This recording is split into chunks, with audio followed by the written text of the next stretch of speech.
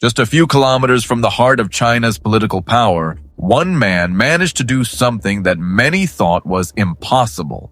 A small private aircraft suddenly veered off course above Beijing. Minutes later, it slammed into the side of the tallest skyscraper in the Chinese capital. The pilot was killed instantly. 13 people were injured, and for days, one question dominated conversations both inside and outside China. How could a single pilot breach the airspace surrounding one of the most sensitive locations in the country? Because this wasn't just another aviation accident. It was a collision between a deeply personal tragedy and one of the world's most tightly controlled security systems. And what investigators would later reveal raised even bigger questions about mental health, aviation safety, and the hidden vulnerabilities inside modern cities. On the afternoon of July 2026, 66-year-old Liu took off from an airport in Beijing's Pinggu district. According to local authorities, Liu had completed both accompanied and solo flights earlier that day. Nothing appeared unusual. He was flying an Aurora SA-60L, a small two-seat aircraft commonly used for recreational aviation, aerial photography, and touring flights. At just under 7 meters long, it was hardly the kind of aircraft anyone would associate with a major security incident. But during his solo flight, something changed. Officials say Liu suddenly deviated from his designated flight area. Contact with the airport was lost. Then came the impact. The aircraft crashed into the CITIC Tower, also known as China's Sun. Standing 109 stories high, the skyscraper dominates Beijing's skyline. For many residents, it has become one of the most recognizable symbols of the city's modern transformation. Yet within seconds, that symbol became the center of a national investigation. Videos of the crash quickly spread across Chinese social media. Witnesses captured the moment smoke appeared near the building. Images circulated rapidly. But then something unusual happened. Many of those videos disappeared. Photos, discussions, and even unrelated images of the skyscraper were reportedly removed from major platforms. As authorities launched their investigation, information surrounding the incident became increasingly difficult to find. That only intensified public curiosity. What exactly had happened? And why had a private aircraft been able to reach such a sensitive area? The location made the incident impossible to ignore. The CITIC Tower sits only a few kilometers from Zhongnanhai, the leadership compound that serves as the headquarters of China's Communist Party leadership. This is among the most heavily monitored areas in the country. In a nation known for strict security controls, many observers viewed the crash as a significant breach.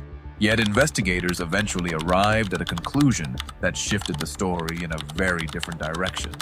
According to a statement released by the Chaoyang district government, Liu had been suffering from chronic insomnia and anxiety. Officials said investigators examined his personal writings and discovered multiple entries expressing a desire to end his life. The final conclusion was blunt.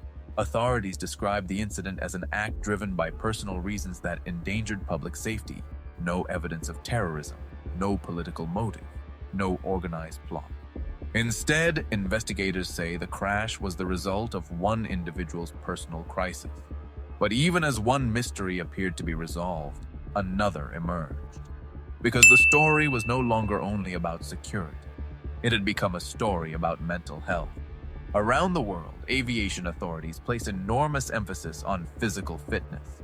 Pilots undergo medical evaluations designed to ensure they can safely operate aircraft. Yet mental health remains one of the most difficult risks to identify. Unlike mechanical failures, psychological struggles are often invisible. They can develop quietly, they can remain hidden from colleagues, friends, and even family members.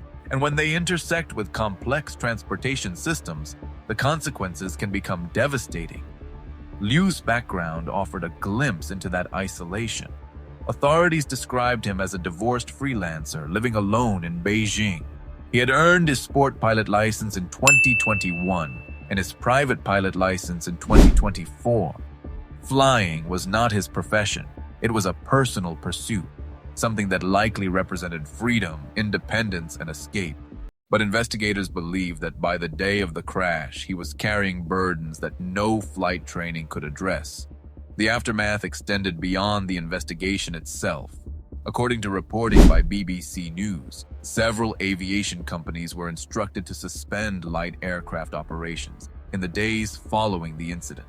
The move suggested regulators were taking no chances, because when a single small aircraft can trigger a nationwide conversation about security, every aspect of the system comes under scrutiny, and that is what makes this story larger than one tragic event. Modern cities are becoming increasingly connected, automated, and secure. Skyscrapers rise higher.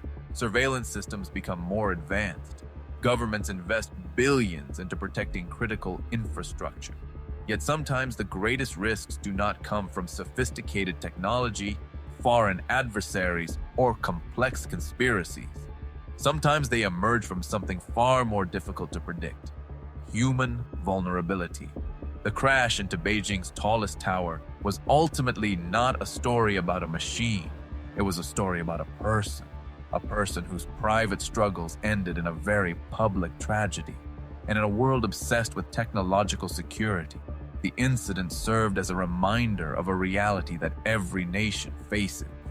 No matter how advanced the system becomes, understanding the human mind may remain one of the hardest challenges of all. Because behind every city skyline, every security network, and every layer of protection, there is still one variable that technology alone cannot fully control: the human condition.